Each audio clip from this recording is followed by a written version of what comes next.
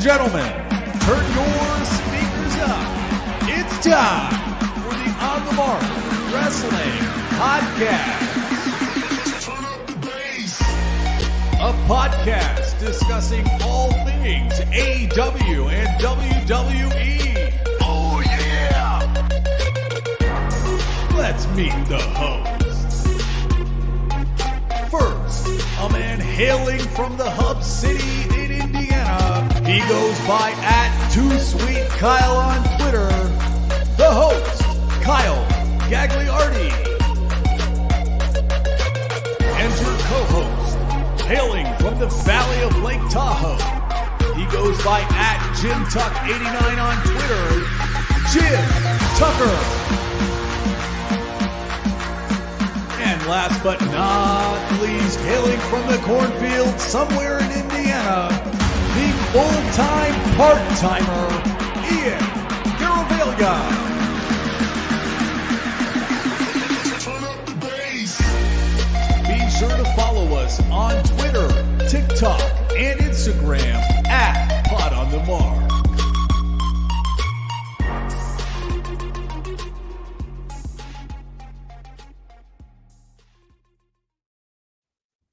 What is going on, everybody? You're listening to the On the Mark Wrestling Podcast, hosted by the Marks, for the Marks, and my co-host for this evening are a couple of main event brothers from the Wrestling Junkies podcast, Mr. Cincinnati himself, and my father, not actually, but my father, the podcast dad. Let's go. What's going on, boys? I'm very tired. Ready to oh, shut up. Ready to talk some wrestling. That's what I'm ready to do. I'm ready to do that too. That doesn't make me any less tired. Right, I don't want to hear it. What'd you do today? Anything? Blow it out your ass. I actually have a job. You know what? Okay, I'm tired of. As you can tell, this is going to be a very fun episode. And as you can tell too, Mr. OTM currently out in Vegas enjoying himself, taking a nice little vacation. It is March Madness, so the boy is at work over there. He is actually doing a job. But well wishes to all of them. And obviously Jim Tucker as well, spending time away with the new baby and the baseball job as well. So we are waiting his return whenever he is more comfortable to do so. Obviously, all love to him. But yeah, I will be the host for today. This is not my first time doing so. So if you're here last week or the week before, or you're a returning guest from whenever, I'm not the usual host, but I am here to do the host biddings for the night. So if things go off stray, it's just my style of doing it, and I know exactly what's going on. So, but boys, we know how to do it. So, yeah, true. But boys, we're on the road to WrestleMania 40. Chris, I got to ask you, how are you feeling, first of all? And do you feel like we are still on our road to the best WrestleMania of all time? I'm pumped. I really am. I think this is going to be such a good WrestleMania. I think it's the first legit WrestleMania card that we're going to have under the Triple H regime now, without, I think, Vince kind of poking his head here and there. I think Vince is just totally out of it. Last year, we kind of saw a little bit of the influence, and Eric and I talked about it when we started last year about WrestleMania, that this could have been, this was Triple H's first one, but I think this one is legitimately his first one. And you're kind of seeing it on the card, a lot of one-on-one matches, and that's not a bad thing. It's something that we typically don't see on a WrestleMania card. We see a ton of multi-man, multi-woman matches to get everybody on the card. But I like that this year it's like, hey, you're going to have to earn your way on this card. I mean, AJ Styles and LA Knight getting a singles match is fantastic. The triple threat match, it's not anything crazy, but Randy Orton, Kevin Owens, and Logan Paul, three guys that have definitely earned their way on the card this year. Your typical championship one-on-one matches with Drew McIntyre and Seth Rollins, Cody, and it's Roman Reigns. Sorry, I thought he was wrestling The Rock. Did I say that? We'll get into it. Yeah, we're gonna have to. Yes. But yeah, like overall, just pumped for the card. I would like to see, hopefully, knock on wood, there's a couple more women's match added. We only have the two right now. Hopefully Asuka is okay to go. I know she's dealing with a little bit of an ankle injury, but that's my only hang up at the moment is I want to see a couple more women's matches announced. Yeah, I feel like we're on the road to doing so. I still think there is a lot to announce with WrestleMania, but I'm still in full belief that there's a little hang up with CM Punk injury after that, but now I think we're back on the road. And I mean, again, we could talk about it. CM Punk might even have some role in WrestleMania. I'm just thinking optimistically though. Maybe not in the ring. Yeah, I mean, there was a video that surfaced on social media this week of him doing some PT. He didn't have that big bulky brace on, so I mean, Mhm. this is an injury that I think he said 4 to 6 months, and I mean it happened right at the Rumble. So I'm hoping that he's hoping the prognosis is there that he can at least show up in some capacity. I also really love how it he's building this feud with Drew McIntyre without even having to get in the ring with him, without even having to pick up a microphone to do it. I mean, he'll be there on Monday, so we'll see kind of how that segment shakes out. But this is smart because they've clearly invested a lot of time, energy, money, and effort, not just to get him back to WWE, but to repair that relationship as well. I mean, CM Punk and Triple H were not friends by any stretch of the imagination during that first run, and it seems like night and day here. And I know that I had my comments and thoughts about how things ended and how his last couple of years went in AEW, and it was pretty nasty. And don't look at me in that tone of voice. I swear I'm gonna. Anyway, Say a word. I never say a I know word. you That's the didn't. problem. Do you? Yeah, but don't legit that question. little. Quick, What? legit question that I'll throw out to both of you. Mhm. Do you think he Yep. would entertain like a hosting opportunity for Mania, or do you think he's just going to just say, hey, I'm injured, I'm not gonna be on the card? Like, do you think that CM Punk would do that? I as a person, I think he would just to be on that card, but as a character, I don't think that would make sense for a CM Punk to host a WrestleMania, if that makes Mhm. any sense. It's like Yeah. I still see him as the anti-authority figure. I'm not going to stand out there in a suit or something and say, Yeah. "Welcome to WrestleMania." That doesn't really make sense to me, but I like what you're talking about. I understand maybe more of a managerial role, but I don't know who that would be towards. Yeah, I don't know. Guest referee spot. Yeah. That would be cool. I think that would spice up the Drew Seth match a little bit too. That's one of the matches where I think it's taken the most hit from this bloodline Cody / Seth feud. Now is I would like that match to feel like a bigger deal because I do think Drew McIntyre is going to walk out with the championship. But at the moment, and Eric and I talked about this, how many, like, I know there's only 3 shows left, but like, how much more can they say to each other to help build this match? Because they've been doing it the last 3-4 weeks now, and it's like, okay, like, I get it, you guys don't like each other, that's great, but what's the next step? I will say this really quick, Eric. Just really quick. The more they talk, I don't know if it's just me. The more they talk, and when Seth is in the ring and when Drew's in the ring, cutting a promo, the more I hate Seth and the more I want Drew to win that title. I can't be the only one. Strong. I like the idea of that because I think that it is about half past time to turn Seth Rollins heel again, and I think that WrestleMania is going to be the show that tips him over the edge.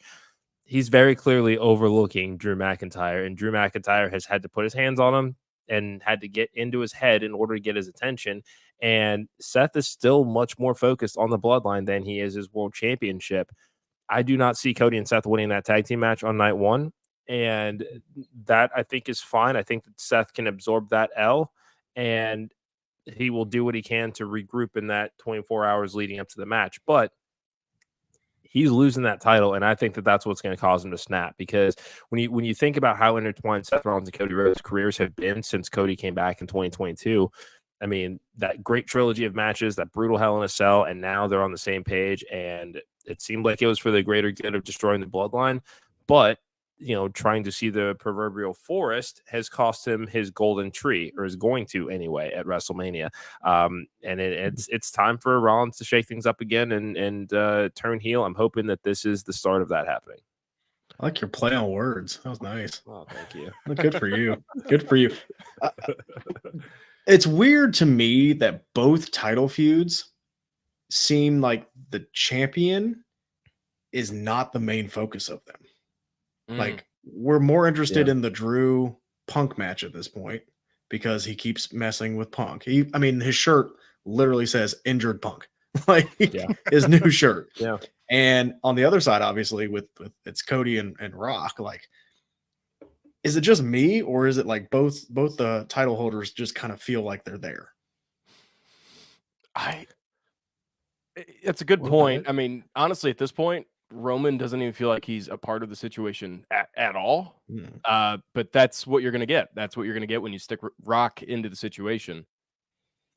And part of me makes me wish, because obviously if The Rock and Roman win night one, The Rock he'll be involved in the match in night two. Yeah. And honestly, I think that hurts the match. I think the main focus should still be Cody winning the title clean. Yeah. I mean, I get it. I get the argument of against all odds, the bloodline's out there. He has to get through everybody, all the shenanigans. But at the same time, Cody shouldn't have to require help from Seth Rollins or anybody in the back. Even like people talking about Dustin Rhodes making an appearance. I don't think that'll happen realistically, but I would love if it happened, by the way. Oh yeah, that'd be great. Yeah. It should still just be Roman and Cody in the middle of the ring, but now they add the stipulation with night one, I don't think it's going to go the way I'm expecting or the way I'm wanting it to go. Oh, they're losing night one. Yeah, that's definitely happening. This is going to be one of those overbooked to perfection kind of things, much like SummerSlam last year, up until Jimmy cost Jay the title there. I mean, you have to have those kinds of moments in this match because we've seen it. Cody, if he doesn't have any allies, he can't beat the bloodline. I mean, that has been the story here. So you got to open it up so that other players that have been involved in this story, your Seth Rollins, or not Seth Rollins, your Sami Zayns of the world, your Jey Usos, it's just setting up for something relatively magical here. I still firmly believe that Cody is going to finish the story this year, but I also believe that last year. Yeah. And I'm a little worried. Okay, so we'll get into WWE again. We kind of went on a tangent, but I think it was good to get that off our chests because I feel like that was the main topic we wanted to talk about. But I do want to point out we're going to get into AEW here, last night's Dynamite, and then we're going to get into what happened at this week's Raw as well. I just want to bring up, we had breaking news this past weekend. WWE talent Shayna Baszler will be making an appearance at GCW Bloodsport 10 against Masha Slamovich. Boys, I know you guys are indie guys as well. Mm-hmm. Holy shit. Hell froze over. Wow. Okay. I don't care who answers, but do you think this is something that is leading to something bigger? Maybe WWE talent really getting the reins get left off them? Because I mean, this could be huge for Shayna. Let's be honest. Yeah. This could be absolutely huge for Shayna. Could turn her career around in WWE or just in the independent scene. Who knows? Mm-hmm. But could we be expecting something more like this? Mr. Cincinnati? It's a good way to use talents that aren't necessarily getting TV time every week. If we're let's just keep it in the Shayna vacuum here for a second. She has lost all momentum ever since she lost to Becky Lynch in 2020. She has not recovered from that, even though she had the massive debut. She had the clean sweep in the Elimination Chamber, and nothing came of it. She should have beaten Becky Lynch that year. I could see, I could see why, the previous regime might have been hesitant to do that, given the popularity of the man at the time. But even now, as we look at that world title match, you kind of seeing if she's actually going to beat Rhea, they need other talents that they could build to go up against those two, who are arguably two of the biggest women in the company right now, at least until Charlotte Flair gets back. Mm-hmm. They have put Shayna in meaningless tag team after meaningless tag team. The feud with Ronda Rousey did absolutely nothing for her. It was literally a bathroom break match. His wife, my brother, went to the bathroom during that match. Like there nothing came of it that could really benefit her. And I like her and Zoe Stark as a tag team, but she's been put with so many tag teams that have just broken up without explanation that it's hard to buy into anything she's doing. But Bloodsport, Shayna Baszler equals dollars, quite frankly. It's like, what was it? I think it was in 2000 that it was Mike Awesome versus Taz for the ECW title, WWF guy, WCW guy for an ECW title. That's a lot of what we're getting here, and I just think that that's awesome. That's just entertaining all around. Yeah, wasn't the Baszler match with Becky at the Empty Arena Mania? Yes. So why not change? Like, what were they worried about? Like a bad reaction from the non-existent crowd? They control the narrative better than EC3. Jeez. Oh no. I will say, I think the issue with Shayna has been, because I'm a fan of Shayna. I like what she does in ring. Obviously, her biggest crutch is her promo. I think the way she talks, her cadence doesn't necessarily match her personality in the ring. And just with thinking, this is going to sound weird, trying to think as Vince McMahon. Oh, don't do that. Yeah, no. In the wrestling sense, okay? Still, don't do that. Fair point. Big meaty man. No, thinking as in that sense, Shayna, I mean, she's good in the ring, which was good for NXT. But again, they need to talk. They need to let the fans know who they are behind in backstage. I mean, that's just how it really almost always has been for the main roster in WWE.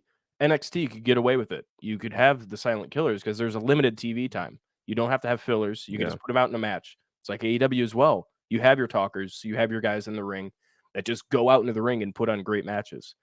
And I think that's where Shayna has fallen victim to. And I like how you said that with the tag team, because she's always trying to get paired up with somebody that can talk or a bigger star that could carry her stardom. But again, we can move away from this, but I think this is something. I'm going to be optimistic and say this is something that is leading to something else. I think this is opening the doors a little bit. This is Triple H trying to get a taste of what's going on in the Indies. Because if you remember when he was running NXT, they did stuff with Evolve. And they did stuff with was it, again, I can't remember. Progress over in the UK. Yeah. Like he's been open to do this before, and he stated he's been willing to do business. And if you don't have a spot down in like NXT or your own company, why not let them go out and do something and then have them come back and feel like a bigger deal and get more eyes? And I don't know. It seems to be a win-win-win for everybody. So it's working for AEW. So why not steal it? Like, who cares? It's keeping your talent happy at the same time. So it's I see it as a win. Tino's time. Welcome back, brother. The MVM, current MVM, by the way, I do believe. I don't know. I don't think we gave MVM last week. So Tino, hopefully you can retain, because so far you are steamrolling the competition. I don't think you did, because I was supposed to get it last week, actually. That is true. Wait, did you? I think you commented once. I was there for the entire show. Thank you. Okay, sorry, Dad. See how I had to do that, Eric? See, I'm not just mean to you. I'm mean to my son as well. Well, okay, whatever. We'll move on though. We'll talk a little bit about some Dynamite. AEW Dynamite last night. I thought, again, this was piggybacking off another great episode last week. I thought last night's episode was fantastic, top to bottom. These Dynamites are starting to turn out. I mean, at 2 hours past, like it's nothing. I recorded, obviously, this one. I was watching my Indiana State Sycamores fucking wipe out the competition in the NIT tournament, but it's another podcast talk there. But I better hope they don't play UC. Just be careful. We're rolling through it. Anyway. We saw the show opened up with Mercedes Moné coming back out and cutting a promo or a copy paste from the week prior.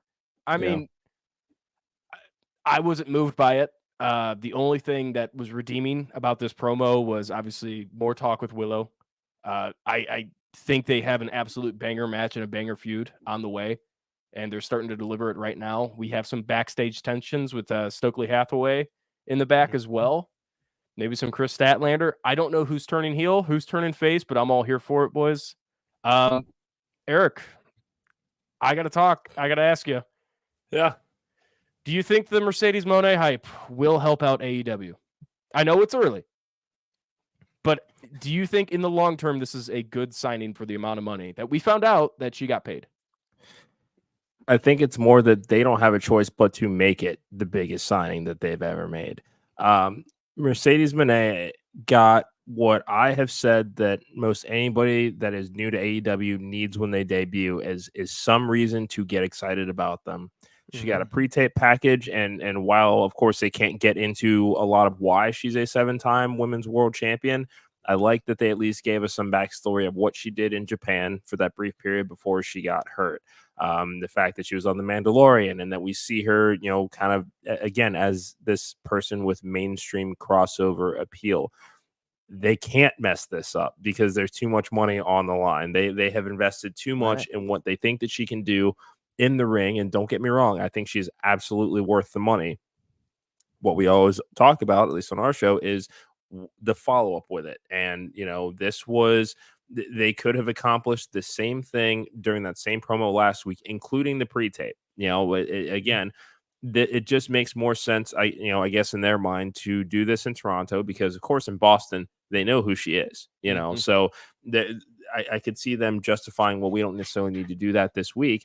And this is a big show in Toronto. This is Copeland's first match, I think, in Toronto since he left WWE last year, and that match was Sheamus. So there were already a lot of eyes on that match, and it makes sense to put her at the start of the show to get those early eyes. I also agree with you, Ian. I have no idea who's going to turn heel in this match. She was cordial to Chris, but made it seem like she blames Willow for her injury. So Willow, I could see eventually snapping because she could pull a Gene Snitsky and say it wasn't my fault. And they've already got Stokely Hathaway kind of waiting in the wings there, who's just looking for any opportunity to further divide Statlander and Willow. So I don't know.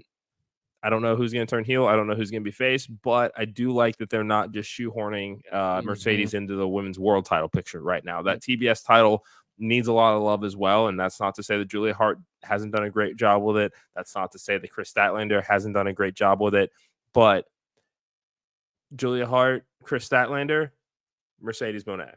I mean, that's a name that can elevate that title, and that's what they're hoping for. They're paying her all this money. There's no reason to force her into the world title picture right now.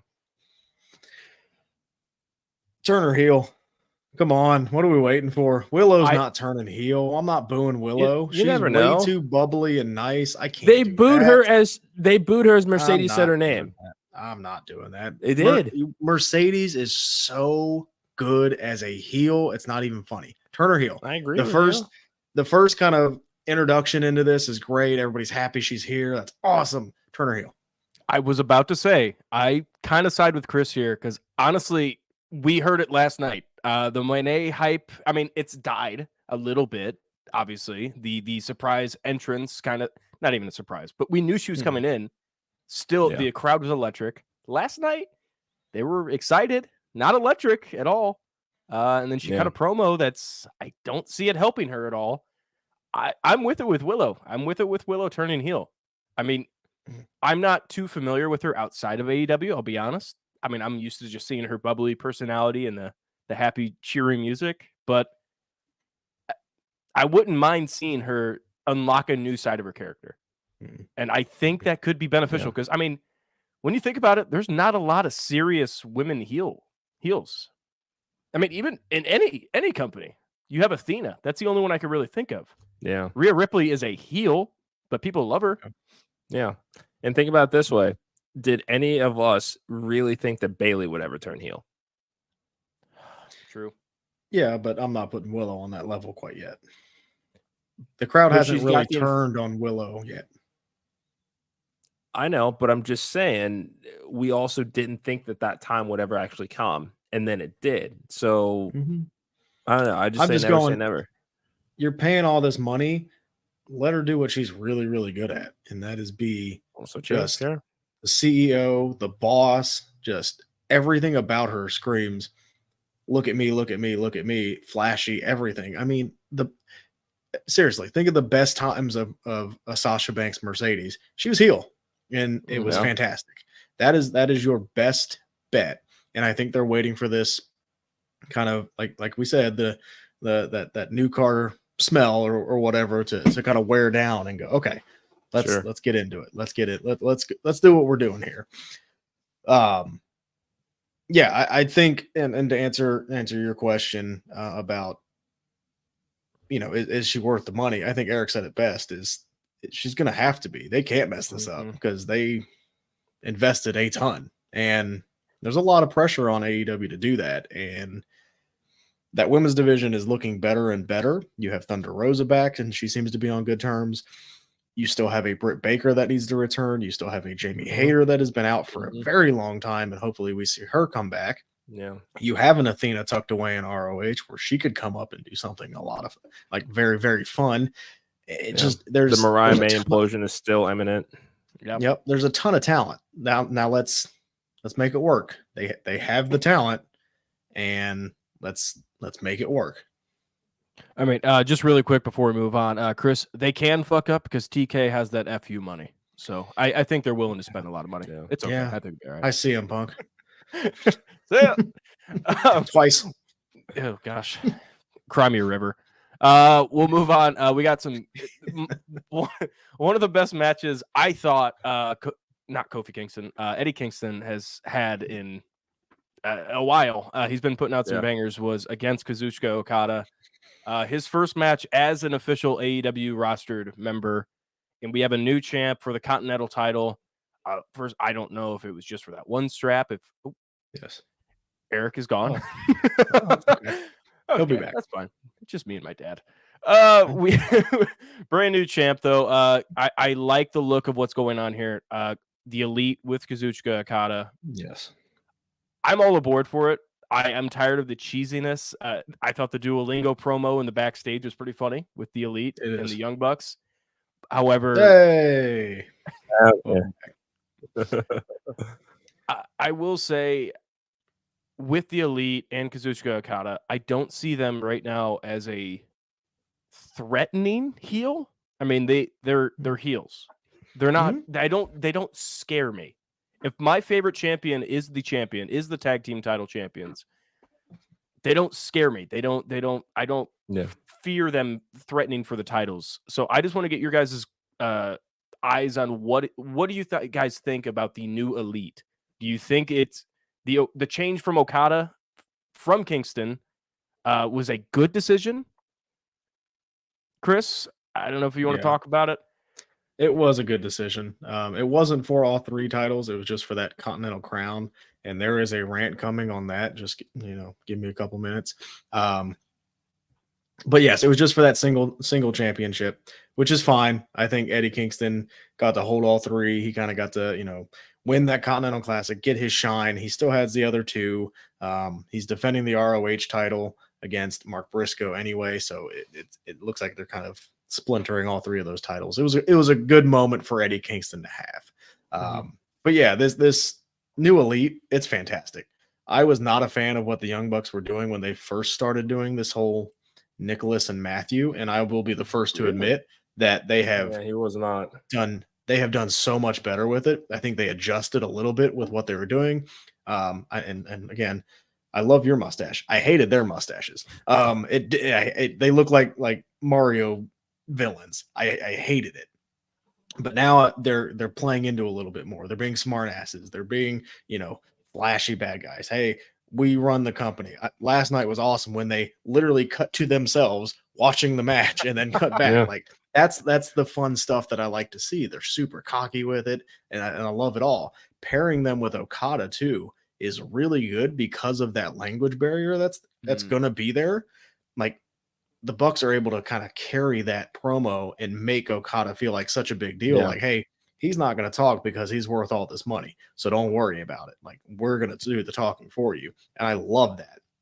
This group is fantastic. Those titles don't mean anything. And Eric, I'm going to let you go because that rant is coming here in a minute. That's fair. It's been time to split those belts up for a while. When's the last time the Ring of Honor World Championship was on, Ring of Honor television and actually in a meaningful program? It's been quite a while. I don't remember the exact number, but there have been several straight weeks of ROH TV without the title. I think the crown moment was cool because of how much Japanese wrestling means to Eddie Kingston, and you can tell that story and I mean, it clearly means a lot to him of everything that we saw in the build-up to the to that Continental Classic tournament, everything we saw after he won. You know, it was nice while it lasted. We don't need that anymore going forward. The Bucks cutting to themselves, also great touch. They could have overdone that to death, but I like that they did it just for the DDT spot because cynical Eric would have thought, oh, so that means that every single move replay is going to be some Okada offense on the Kingston, and that wasn't the case. They could have very easily booked it to be that from a production standpoint, and they didn't. So I give them some points for that. Pac versus Okada is already a match of the year contender, and they have not even locked up yet. Let's be honest. That is what we're all waiting to see. And I think the biggest pro of having Okada join the Elite is that whenever the best bout machine is ready to go, Tony Khan can make money off of Okada versus Omega, since everybody else already has. That's your Ospreay. Still time. Well, okay, so we have an interesting comment here. Chris, before you do your rant, Mr. Bryce Cannon, I know you guys know him well, is talking some smack here. He is about a guy that I love dearly. I truly would spare my life for him if need be. I told him my life is on the line for you, no matter the scenario. It's because he means a lot for me. Mr. Cannon, we're unfamiliar. I will say this. You are welcome to speak on this podcast about your issues with Mr. Outlaw. You could voice your opinion, but I will say Outlaw is also more than welcome to be on this podcast. If you guys want to mingle at the same time, totally up to you.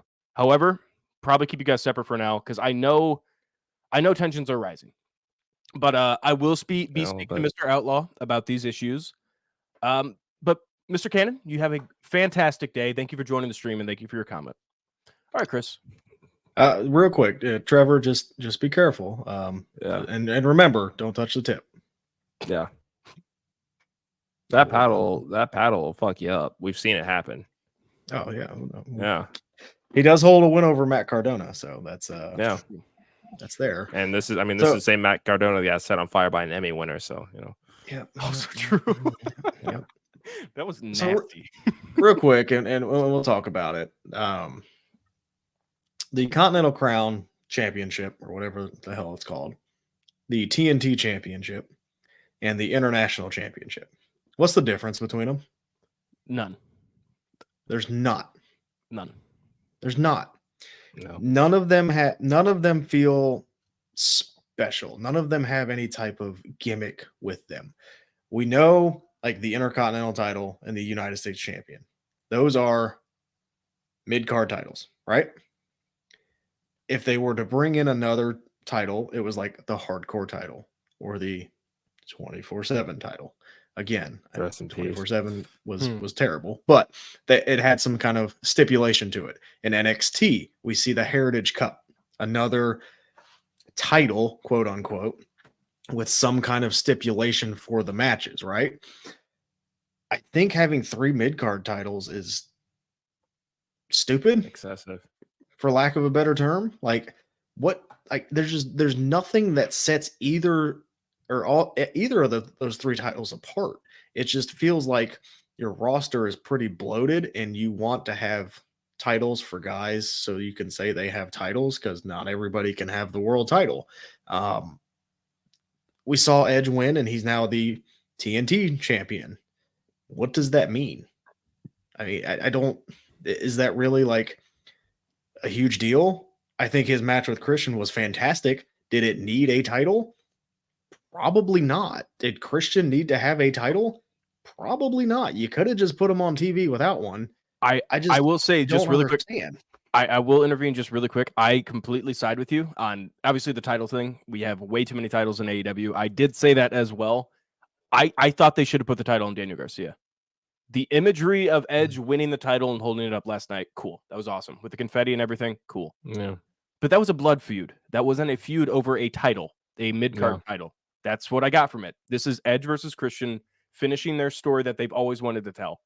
This is not their story of wanting to wrestle for a mid-card title one day ever since they started watching and wrestling. Yeah. So I completely agree with you.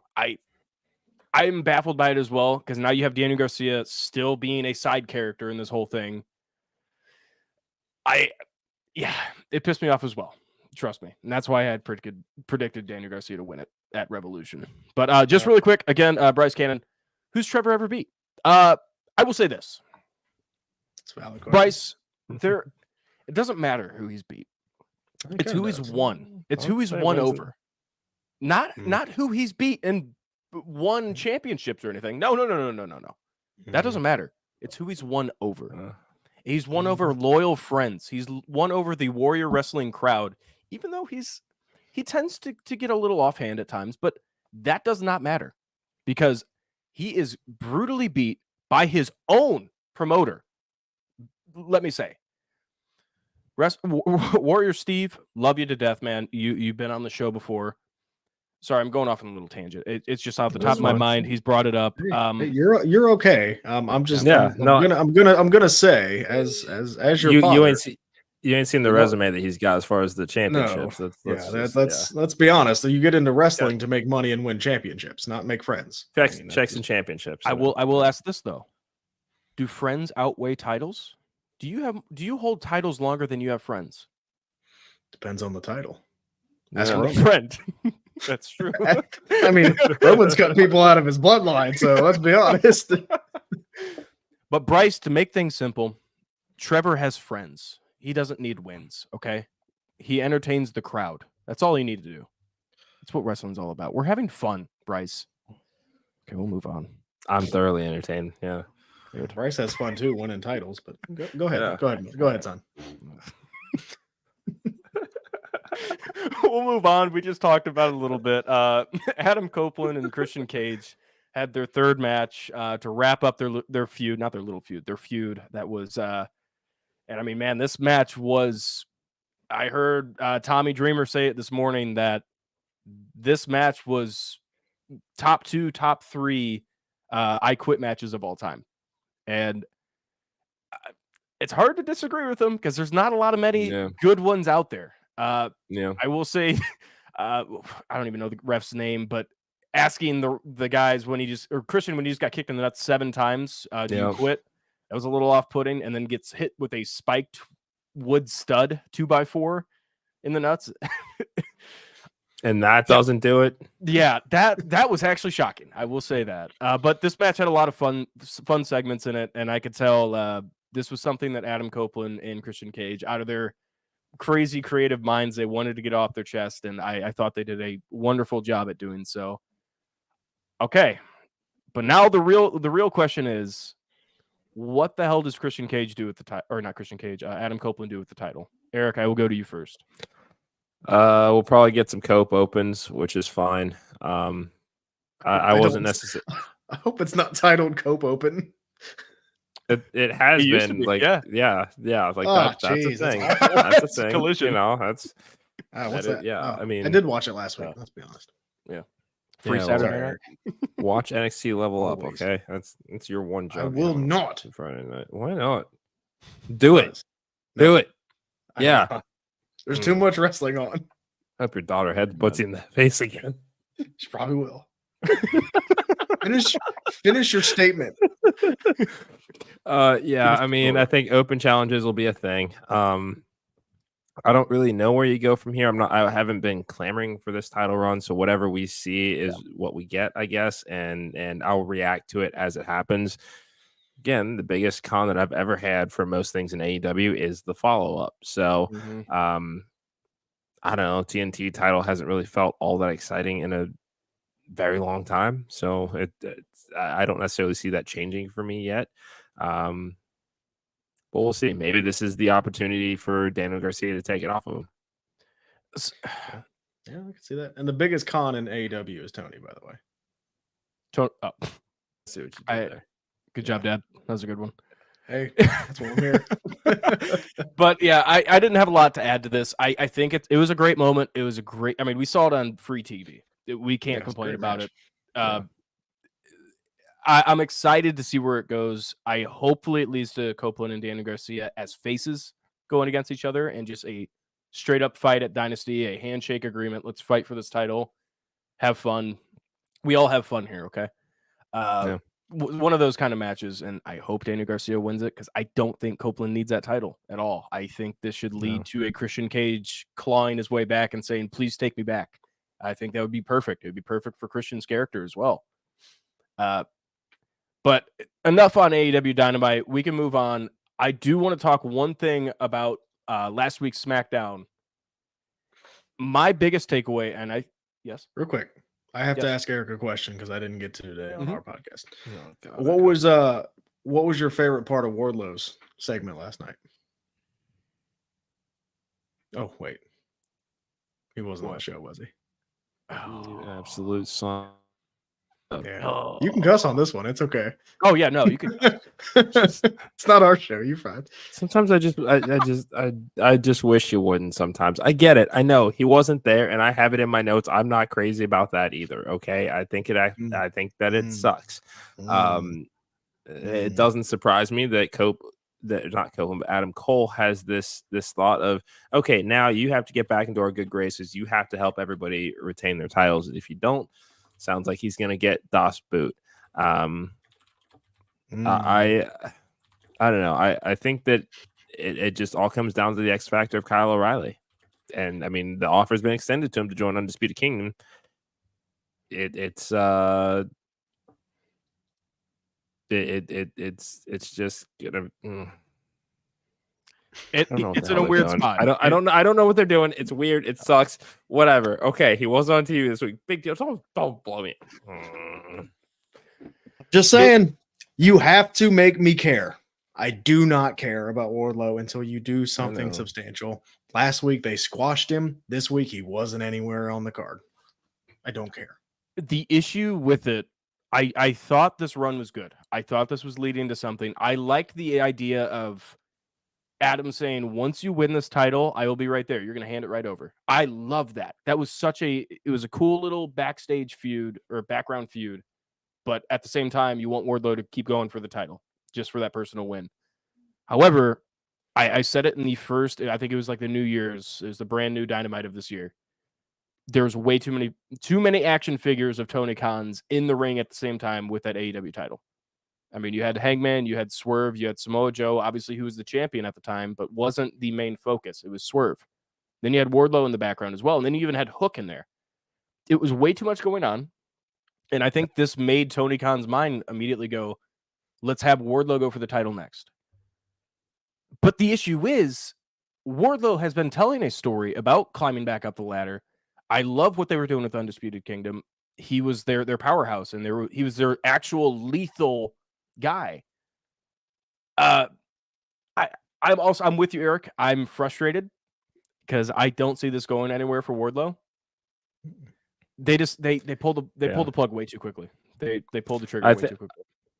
I think at this point, if I'm Wardlow, I'm considering greener pastures. I know nothing about his contract situation, nothing like that. But I think that send him to NXT.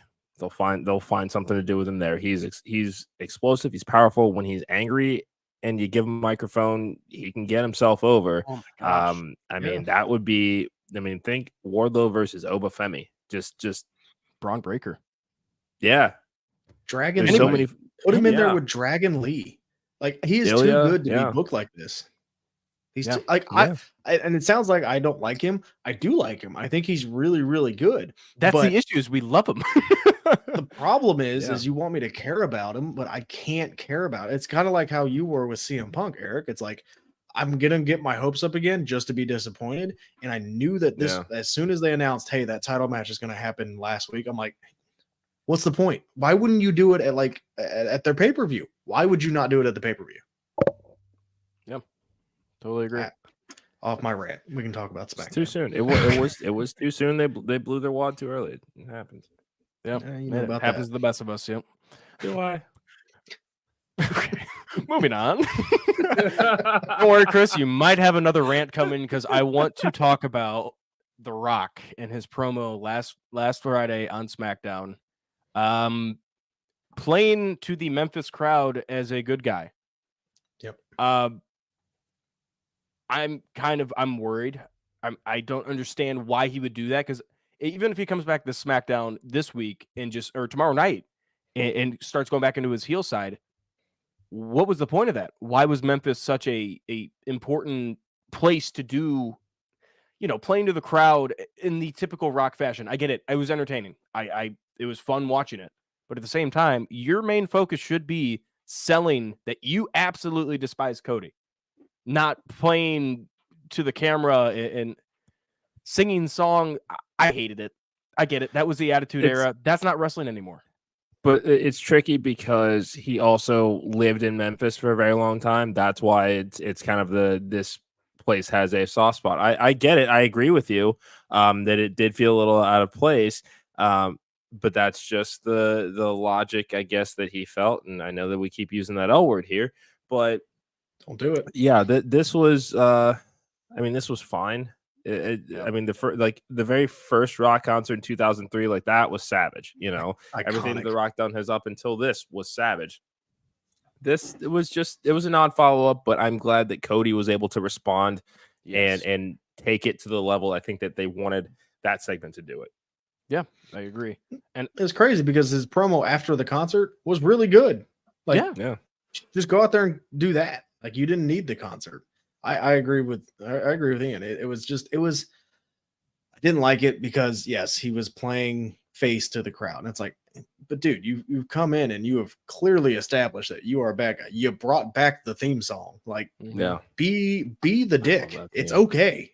Do it. Like, but the concert, it just like, even he threw the John Morant jab in there and that was fine. But it's like, even when he did the Rock concert originally, he still ripped into the crowd. You can still rip into the crowd, even though you lived there for a little while. I lived in Indy. It's a shithole.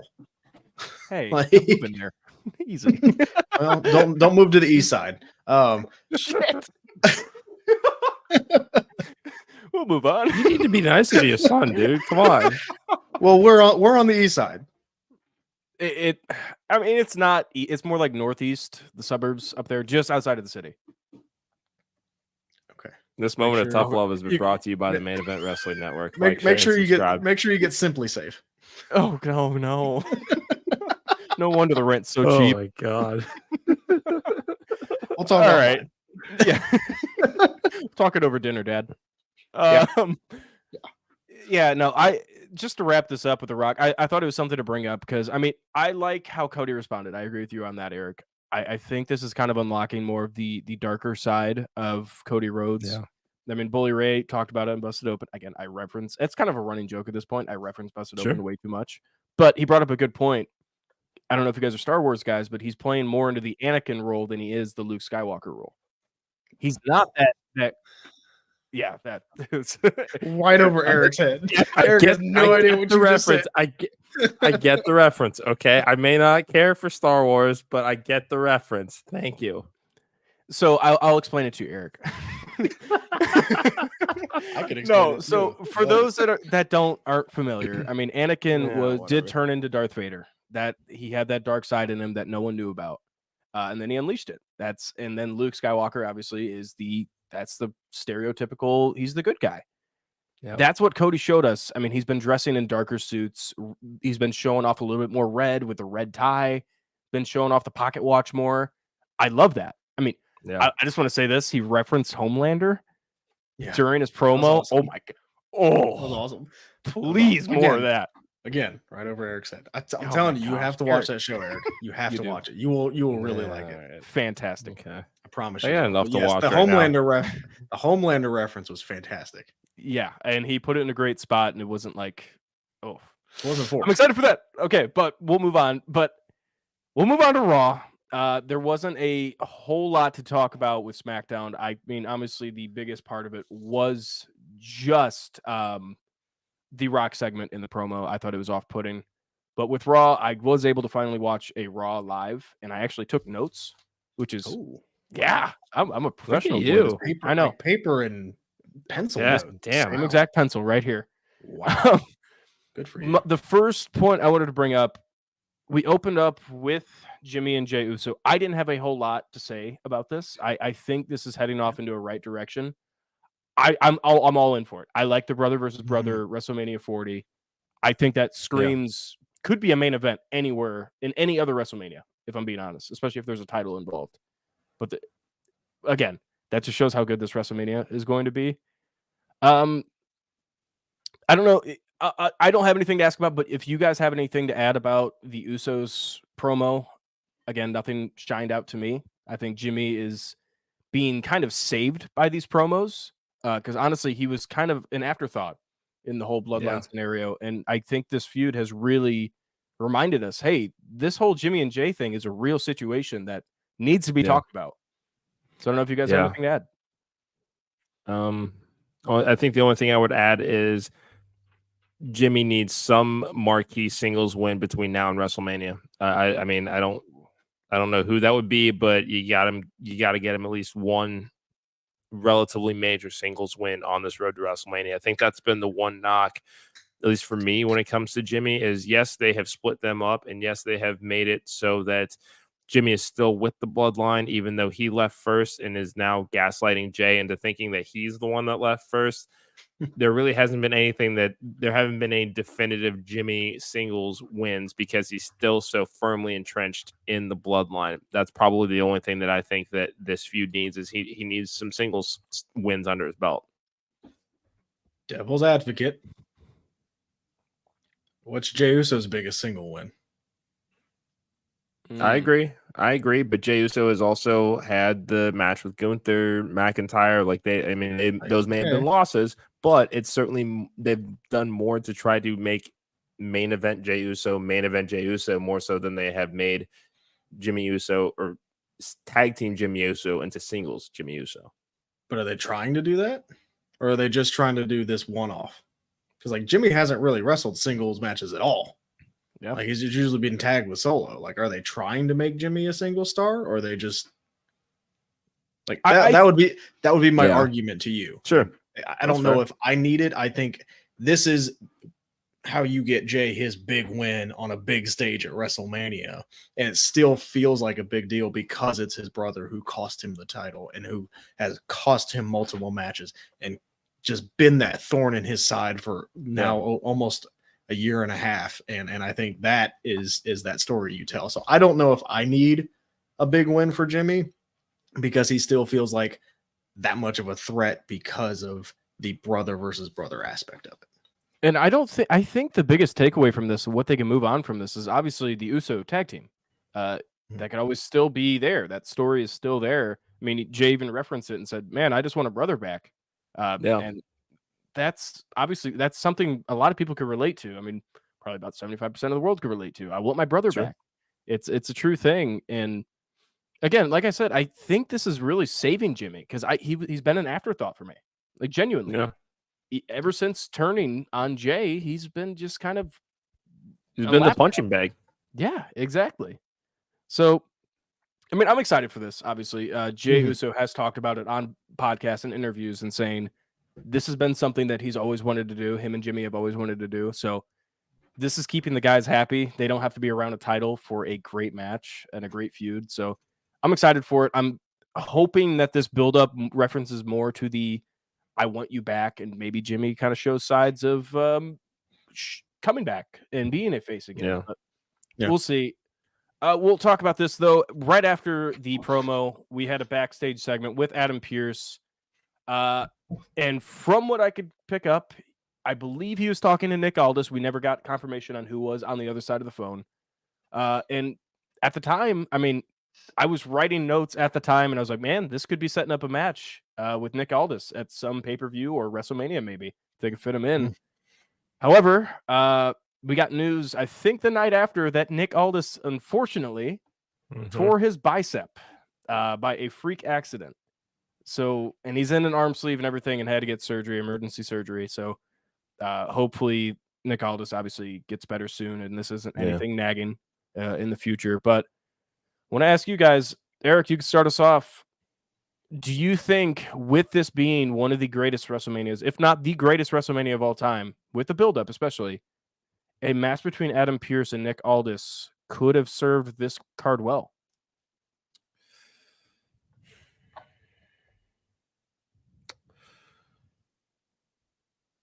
I think it would have been fine on the card. Does this card necessarily need it? No.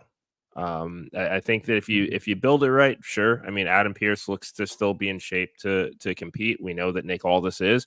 Yeah, I don't think it's a must for this card. I mean, if we're looking at this as a hypothetical, if he wasn't hurt, sure, this would be fine. But I don't think this card it's not a must for me.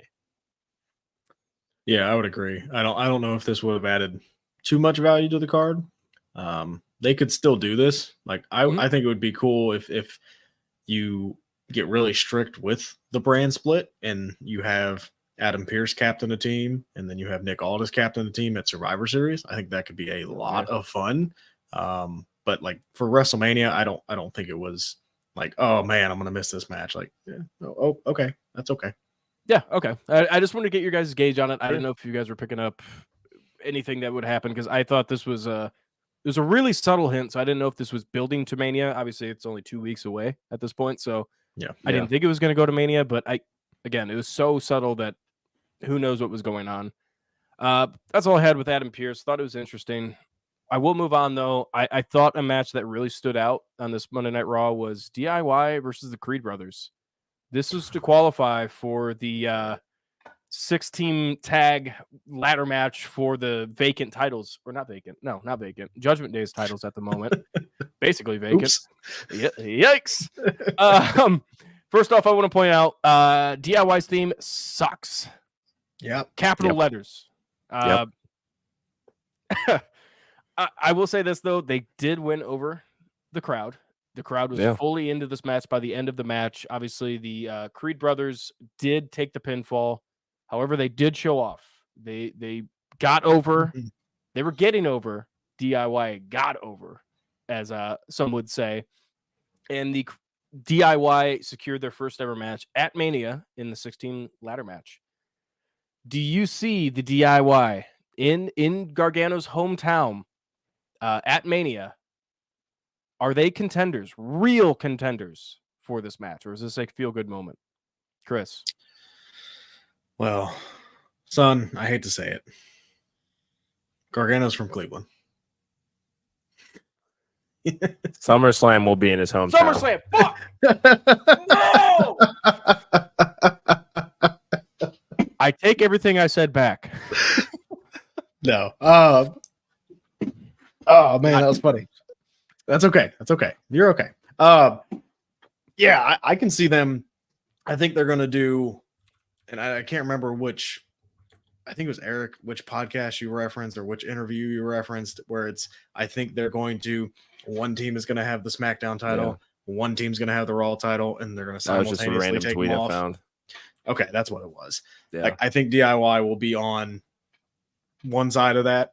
I don't know the team on SmackDown side quite yet. I still want to see how those brackets play out and see who's actually going to be in the match. But yes, I could definitely see DIY getting this.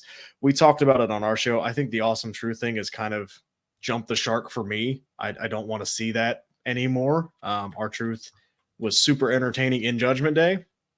Outside of Judgment Day with The Miz, not as entertaining in my opinion. And I do want to see DIY do that. The Creed brothers will have their opportunity. They probably won't be on this Mania card, and that's fine. But it's actually like I'm super excited to see what the Creeds do in the future, and they will be around. They will be around, no doubt. But yes, I could see DIY getting one half of those straps. And you got names as well with this Mania match. I don't know all the qualifiers that we still have confirmed. Like we have matches confirmed. I think we have 2 open spots or 3 open spots? I think it's 2 left. 2 at the moment. Okay. So the name of the Hardys has been thrown around. We've seen it before when the New Day hosted. Already seeing head shakes. Nope. I was gonna ask. Nope. You are not into it. This is a ladder match. Don't care. I don't care.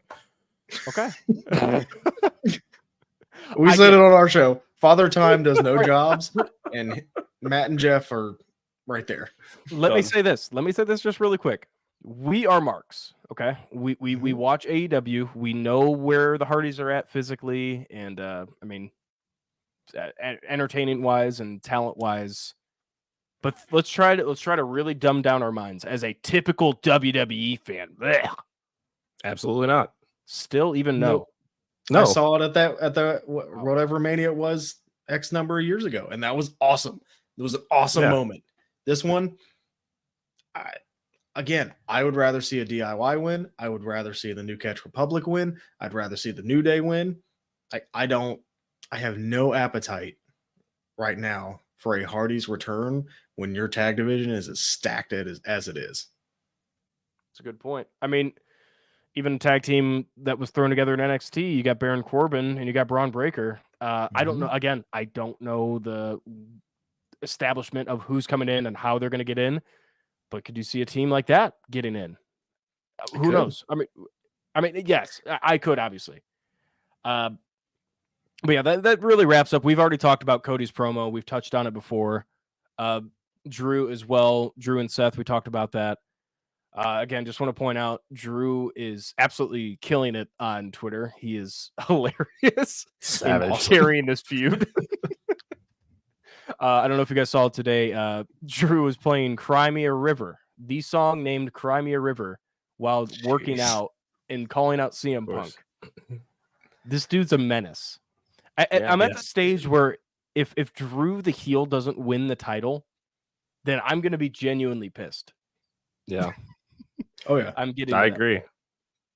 He's going to win. Seth's beaten everybody that he could possibly beat, and I don't know. The reign has not been the best, so it's time for a new change of pace. Yeah, it's just getting old, and we've referenced it before on this podcast. But boys, that's all the talk I have leading up to WrestleMania and what we've seen. I don't know if you guys have anything else to add. Please do. I'm excited. I really am. Yeah, I think this WrestleMania is going to be amazing. It's shaping up to be a really good card. We said at the beginning of the show, I'm hoping for a couple more women's match. I know they were thinking maybe a 6-person with Jade, Bianca, and Naomi against Damage Control. That would be something I'd be very into. Mm-hmm. Yeah. And give me and I'm going to say it, and Eric, you're going to agree. Ian, you might agree. I want to add another title to WWE. Give me a mid-card women's champion, please. Completely all right, agree. That's fine. Give me a mid-card women's title. That's all I want. Yeah. Who would you want as first champion? Liv Morgan. Naomi. I would have said more to the namesake of Naomi. Somebody like that who has the stardom but doesn't really have a place in the main card. I think Liv Morgan is right there. I don't think she's out of that main title picture. The biggest issue right now is how good Rhea Ripley is. That's the issue. Going up and down the roster, besides a Charlotte Flair, and we've been forced to acknowledge that she could beat anybody at any time. That's the thing. Nobody is built to the level of Rhea Ripley right now. She is entertaining. She's really fucking good at wrestling. Yep. And she could cut a mean promo and has a giant group to back her up. Yep. If the only way she loses that title is after Judgment Day implodes, which is going to happen. I think that is because sooner than later. Yeah. I will say this too. Actually, I'll bring this up. I forgot to mention it, but we saw Andrade talking with Judgment Day. Damian Priest was late to the meeting after he was talking to Andrade. Yep. Could you see? I mean, I think the writing's on the wall that Damian Priest is the first to go. He's still Senior Money in the Bank. Again, don't know what the hell they're doing with that at this point. Yeah. I have my theory, but that's for another time. Okay, I like that. Yeah, I think that would be a win-win though if Damian Priest were to branch off while Andrade kind of fills that role, or even takes on Damian Priest alongside him. Who knows? But I said it before when Andrade had debuted that I don't see him stacking well with this roster at all right now. I could see him branching off with like Dominic, taking Dominic under his wing. Yeah. Yep. And doing that, like just let Judgment Day disband, and that gives something for Dominic to do after Judgment Day, because I don't know what Dominic's going to do after Judgment Day, and that would be a fun wrinkle. Mm-hmm. Yeah. Great point. All right, boys. We have reached that time. It is time to announce tonight's episode's MVM. We've talked about it in the private chat. Yep. I'm going to keep my mouth quiet because I have a lot of words to say. I'm going to refrain because I am a professional.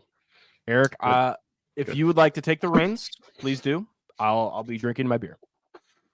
Okay. Well, I know how difficult this is for you to do today, but it's safe to say that there is only one MVM, and it is the reigning defending Lariato Pro Wrestling Guild heavyweight champion, the Frat Daddy Bryce Cannon. Another accolade to his resume. Again, it's all about them 2 C's, checks and championships. Here's another one to add to that list. That's right. I mean, the guy is undeniable. That's plain and simple. If you've not had the opportunity to see Bryce Cannon wrestle live, do yourself a favor, check out Platinum Championship Wrestling, Southern Honor Wrestling, Lariato Pro. If you have IWTV, you'll be able to find Bryce Cannon. Look him up. Look up the boys, Zach Mosley, Cornelius Pepperbottom, even though he's still big time in us and still owes us an appearance on our show. Still waiting. Yeah, it's fine. But surprise, Zach Mosley is actually going to be back on next week on our show. I don't know if I told you that just yet, but I read the calendar. Yes, thank you. Good for you. I appreciate that. Hey, last thing I'll say for Bryce is don't be a chooch. Go look at his stuff. Yeah, for real. I mean, he's insanely fucking talented. So well-deserved MVM. Yeah, Bryce, good job, dude. You did. How many times has Trevor Outlaw been MVM? All right, let's relax. Let's just be honest. That's no. That's genuine curiosity. Let me talk. Let me talk Well, to you. It's your show. Yeah, shit, I am the host. Bryce, if you're a real man, you will be back next week. Voice crack a little bit there.